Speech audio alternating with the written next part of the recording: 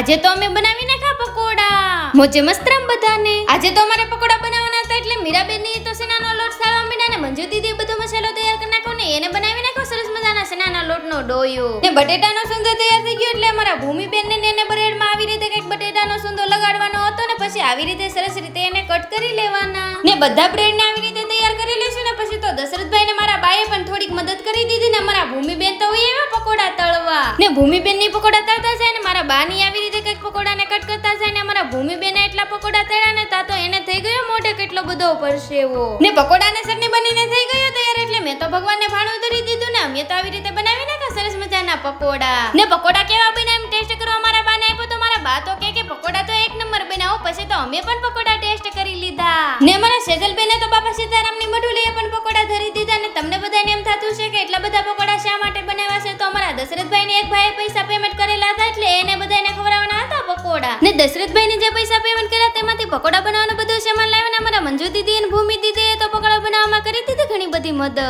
ને આજનો mini vlog અહીં જ પૂરો કરશું ને આવા ને આવા મારા મિની વ્લોગ જોવા તમને ગમતા હોય તો વિડીયોને લાઈક શેર સબસ્ક્રાઇબ અને ફોલો કરવાનું ભૂલતા નહીં। Bye bye.